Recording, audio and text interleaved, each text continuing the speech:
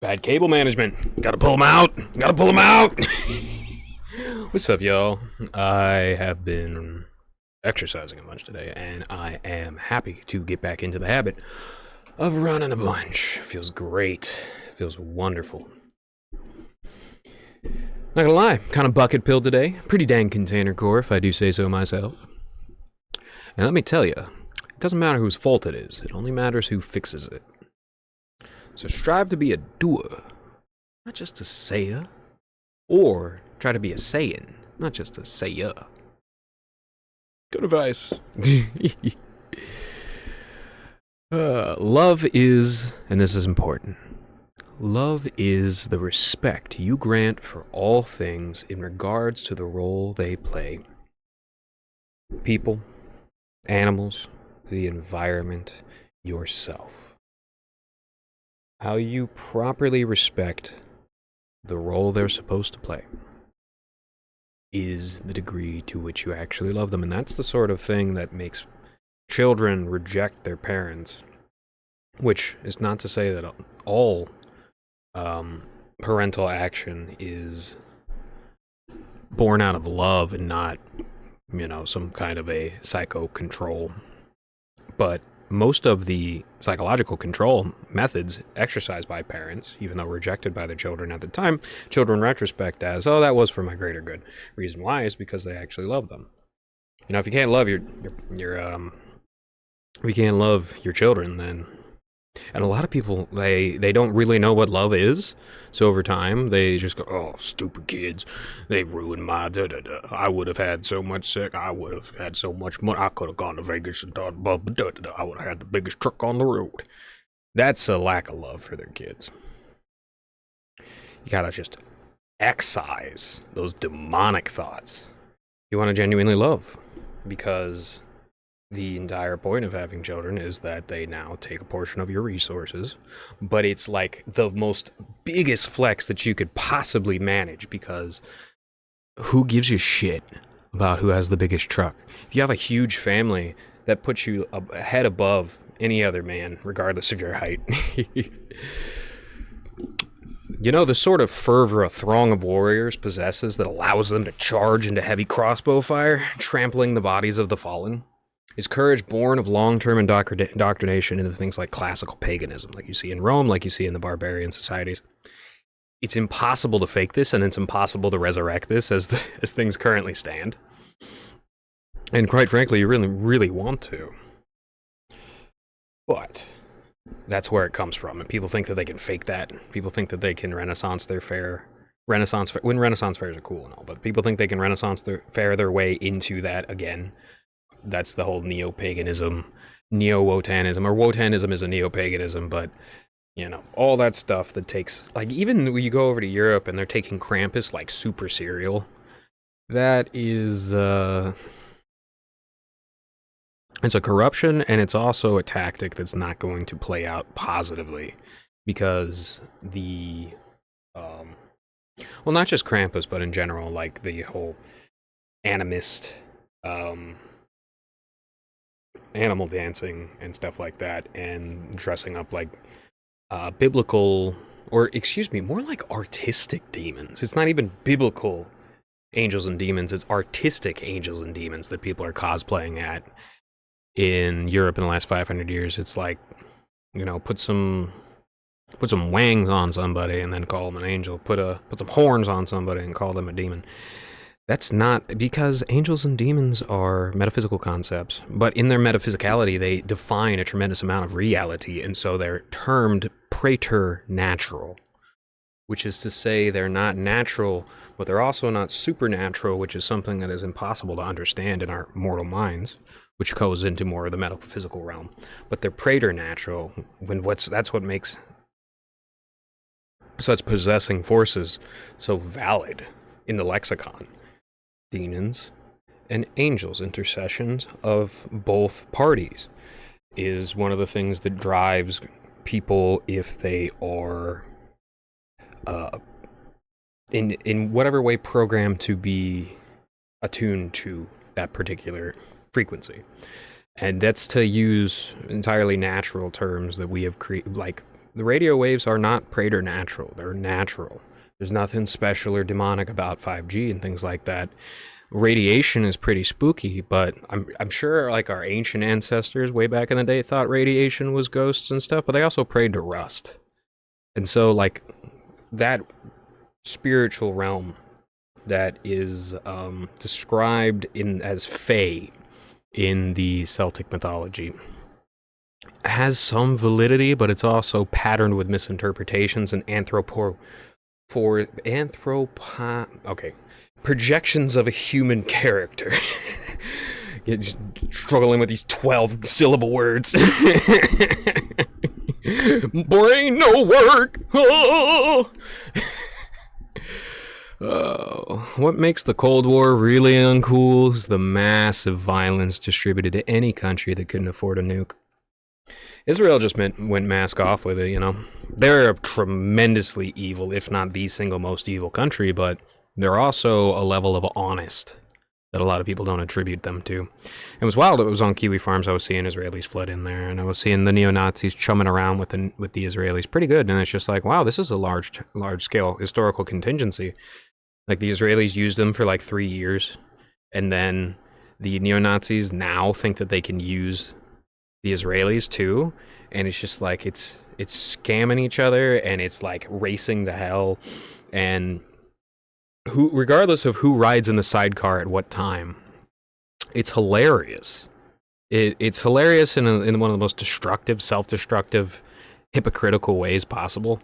That like we have gone past the whole Mossad grooming new neo-Nazi groups into existence. We've gone into like a full-blown synthesis of Nazism and Zionism, which a lot of people always said, like, Nazism was Zionism, Zionism was Nazism, but not necessarily. We're seeing something new in the history books today. And maybe the higher-level SS officers knew about this beforehand, but it's gone mainstream now. Probably shouldn't be laughing about that. It's probably going to fuck us all up. It's probably going to end up having the world nuked, but hey, you know, might as well laugh. I'm not being dragged to hell with that shit. Fuck that. Did you know Star Wars had textbook necromancy with Force ghosts? Necromancy, its actual definition is communion with the dead, talking with the dead. And a misinterpretation of that, like in the Talmud, it says that a priest resurrected Jesus, and Jesus said he was boiling in a pot of cum and feces, and the reason why is because he didn't love Israel because they're the best and stuff, and then he sent him back.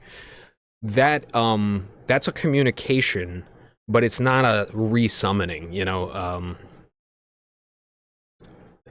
That's a misinterpretation of it. And so, biblically, for Jesus to be able to resurrect people is either like a masterful form of medicine, like taking people out of comas and stuff like that, or it's something better than necromancy, right? Anyways, I just thought that was interesting that Star Wars has textbook necromancy with their Force ghosts. In the Buddhist tradition, apparently people would self-mummify so that they could commune with people at a specific date, and it would all be like prescribed, and there would be like an itinerary behind it. It's wild. The Japanese government banned this practice because it was so harmful. Were the late Habsburgs really that inbred, or were they just chin-maxing? Yeah. I can't drink soup. Poor guys. Charles the Bewitched is a wild story. Charles II of Spain. Whoo! Now, you can imagine there's a little bit shit played up, but like the guy was really messed up. They were putting thalidomide in his Cheerios. Oh, poor guy. Poor guy. But I like the Habsburgs. In fact, I'm slightly related to the Habsburgs through the Marie Theresa branch. But that's probably some random, like, because the French-Austrians weren't viewed as French by the French or Austrians by the Austrians, it's very likely around Strasbourg and Lorraine that there were basically groups of somewhat prestigious noble families from the old Verdun tradition, where Verdun was the capital of the entirety of Charlemagne's holdings. And That's where a lot of the blood came from, and then distributed out after the French Revolution, etc., etc., and war. So it's a very small amount that I'm related to those families, but I am, actually, through my father. Apparently Trump provoked Pompeo's security clearance. Get fucked, bozo! Oh, shit, I didn't know that. Apparently that happened a while ago when he revoked Bolton security clearance and Fauci security clearance. Now, Fauci's a real fucking monster, let me tell you. If you're on the fence about Fauci, you gotta look up the Tunisia Beagle experiment. You won't be on the fence anymore. You will not be on the fence anymore. That sounds like a fucking, like, copy pasta, but it's real. Some 3 guys, 1 hammer shit. A lot of people are really anxious about Trump. Let him cook. Let him cook. Let him cook. Like, I'm a little anxious too, but let him cook. You know, him saying clean up Gaza might legitimately mean, like, clean this shit up.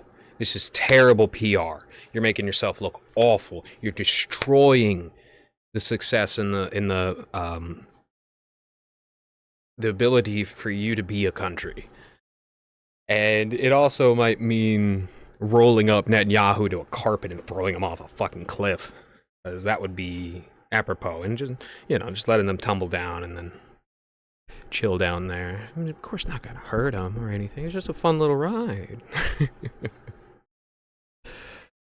People are really getting truffle big pilled and fracking up all the goodies underground.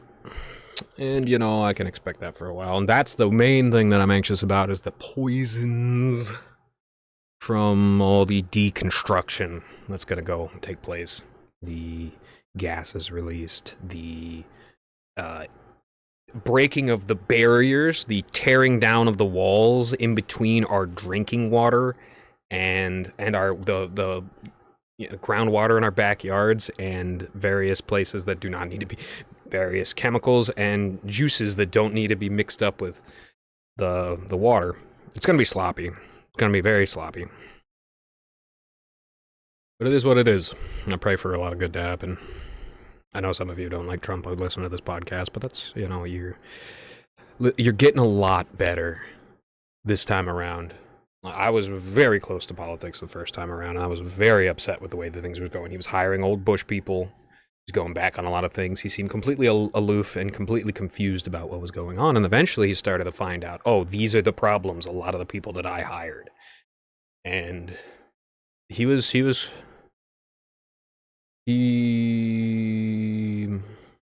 really learned the most in the 4 years that he spent not being president. He learned the most after he ditched the MyPillow guy. He stopped listening to crackhead losers, and he started to actually grind in order to become a better person and a better president, I think. I remember when somebody rolled up on Kiwi Farms and said we were ontologically evil.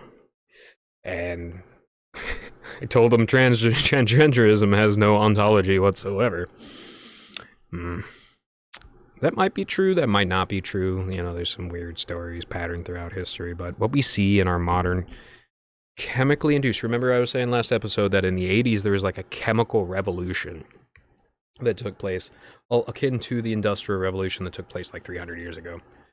And the ability to synthesize testosterone has fucked up alpha dog men more, just as bad as young people who view that women are obviously worth a tremendous amount more than them, young men who are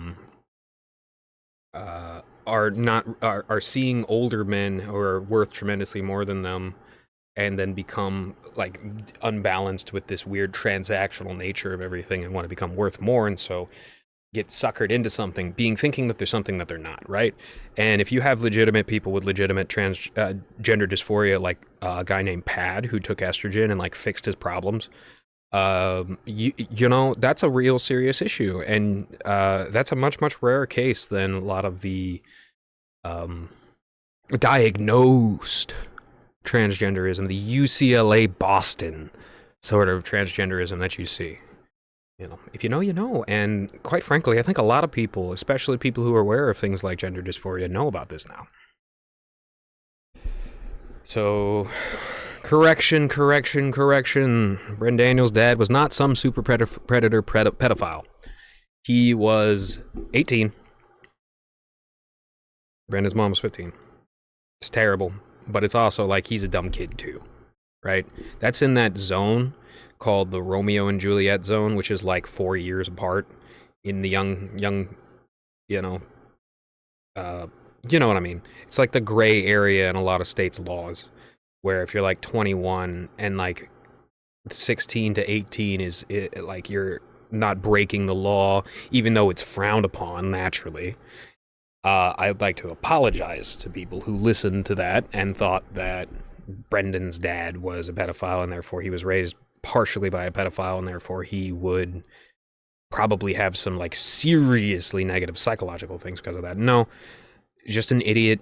And apparently like either was into like a massive snowstorm or a blizzard that I was also born in the blizzard.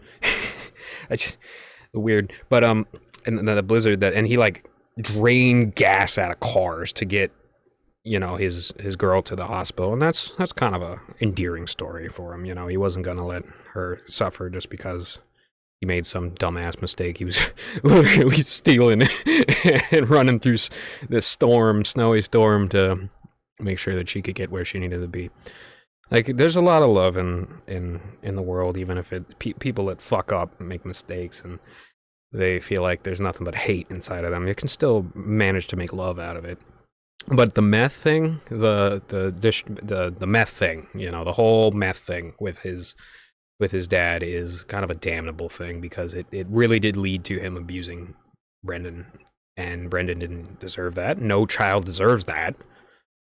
I know it made Brendan stronger, and in a way it made him the person he is today, but I'm sure he would rather have had a regular father and actually cared. And, you know, regardless of if being weird almost makes you a little bit more money and gives you a better position and power these days, that's not worth the immense trauma and pain and the bad dreams and all that stuff. So I just wanted to correct the record on that. I said he was like 25 or something like that. That's not true. He was like 18.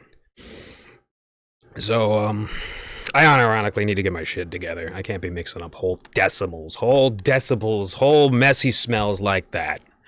You know, I gotta get my shit together. Like Rand Paul. Rand Paul needs to get his shit together. He can't be criticizing Trump's labor secretary because she's pro-labor. What the fuck? She's not the labor enemy. She's the labor secretary. Like, come on, man. Come on, man. Like, it's labor time. It's work time. That's the thing. Like, you may think it's socialism.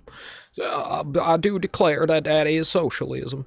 It's working. It's labor. And I don't like labor as much, labor parties in like Europe and stuff as much as the next guy. But at the end of the day, there's a middle ground that you could have reached if you weren't belly aching, and now the one that has the most workers on board with it will end up breaking the ice as the entire political veneer process breaks down more and more. Speaking of decibels, Ram, those fucking Dodge Rams, they got like Dirty Idol on stock, and that makes regular morons into fucking molesters. Why? Because the definition of molestation is, you know, by just shaking somebody's fucking environment with your bullshit noise, you are molesting them. So you're a child molester every time you drive by, you know, a school or a neighborhood. Like, straight up. And a lot of morons don't realize this. They don't understand. They have no empathy. They can't project themselves outside of their body. They can't rotate the apple in their head. And so they have no fucking clue that what they're doing is actually molesting other people, is violating a societal law that without would completely break down society. Just like, I hate to say this, man, it's gonna come out racist, just like when black people and Mexican boom their fucking loud ass music as loud as they possibly can, and what do you fucking know? Everybody fucking shoots each other because the social contract is ripped the fuck up and everybody's touching each other all the time, and it's a race to see who can, you know, have the least amount of touches done on them or who can touch the most depending on your personality. It's not right, man. It's not right, man. Crypto advice. People who get rich in a gold rush are the shovel retailers. Most importantly, people who manufacture the shovels, right? So it's the coin banks and the like the governments that invest in this shit that actually makes the money, and regular people just get little droplets here and there.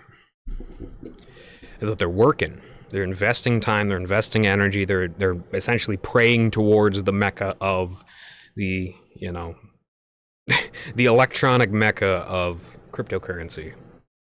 And people are starting to wake up to that. Here's how the economy works. You pay workers dogshit wages and they cut corners until people hate your company. Or you work hard and you pay hard. And then you glow up. That's how economy works. It's as simple as that. I'm sorry, I don't get the renting emojis economy.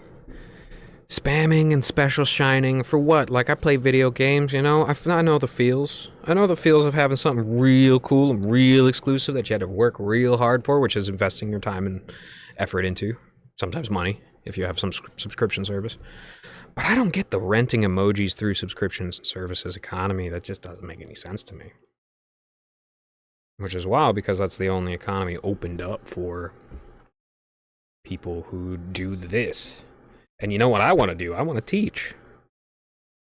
But what's weird is you can like actually retrospect and see how Twitch created that. I remember when Twitch created that emoji economy. I remember that. And then YouTube picked it up afterwards. And the worst thing in the world is the NPC shit. A lot of people don't know what the NPC shit is. Ice cream so good. Ice cream so good. Ice cream so good. That's the NPC shit, if you've ever seen that. That is one of the most effective ways of renting emojis, but it's also like mind-bleedingly awful. And if you have some cool emojis that you can use, and other people are renting it too, and shit gets big, then people are just spamming, and like, it's weird, you know? I was talking about being on Null's early streams and participating in the mental economy there and trying to grow it up. Synchronicity is a big thing. And when you're cool and charismatic, like you're just having a good time and you're enjoying yourself and you're in your element and you're in your flow, so you can bring people into the synchronicity, and that's something I've strived to do. That is something that I get the most pleasure and pride from. And frankly, pride is a nasty thing, and pleasure is something that needs to be monitored closely. But I really, truly, genuinely enjoy doing good things, and I really, truly, genuinely enjoy leading people to a more synchronized state, where they don't feel alone, where they feel like people are getting them, and it also requires them taking steps too, which shows them that they can be proactive in their suffering and in their loneliness. But that's the romantic version of it. It just feels cool, you know, to lead people. It feels good. When I was a little baby, I would like look around the room, and if I saw other babies, I would start like a baby chorus. And it's so crazy, because it's like, that's kind of what people are doing with the fucking noise their vehicles make. And that's kind of what people are doing with NASCAR. It's just they never grew up out of that baby shit. Who wants to be the leader? Whoever's driving the fast and making the best left turns, and they get the trophy and they pop the champagne, and that's that. But leading people is a good feeling, and it's very, very hard. But I hope that, like, the thing is, I hope everybody could be a leader in the potential thing that they like the most, right? Everybody could be some form of leader, and then they could be a follower in another faction in their multi-tiered life, in their diverse and complex life that they have crafted out of the things that they have pulled together in value. But I'm going off topic. I do feel very, very bad for those dip everything in ranch kids I grew up with, because in 2014, all those kids ended up getting like extreme glyphosate poisoning with Bill Gates Roundup Ready soy. And by the way, if you didn't know, Bill Gates owns like 60% of the fucking farmland in this country. It's evil. It's insane. What BlackRock is doing with real estate, Bill Gates already did with our farmland. It's why everything is poison. Genuinely, that's that. Bill Gates, one of the most evil people to ever exist, the most evil person, in my opinion, on the earth right now, the most destructive, maybe, possibly, one of the most destructive human beings, the most short-sighted human beings to ever exist on the face of the planet, Bill Gates. He put a bunch of fucking poison, and he created GMO plants that could tolerate and store that poison, so it gets transported to people's fucking body without the into people's homes and into their mouths and into their bodies without it killing the plant with the herbicide. So evil. And then it gets into the rainwater. It rains down on other fields. People's crops fail, and then they sell their land, and it goes to Bill Gates. It's tremendously evil. And now you know. If you didn't know, now you know. And if you don't know, now you know. N-word.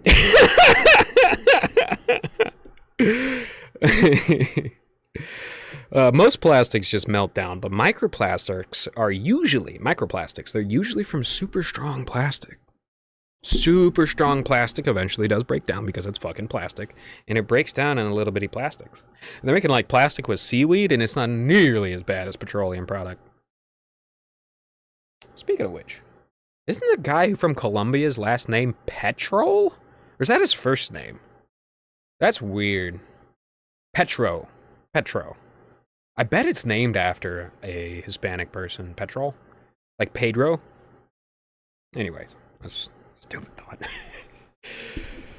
People keep thinking the galaxy gas shit, which is nitrous oxide, is choking yourself, but it's not oxygen deprivation. It's an increase in carbon.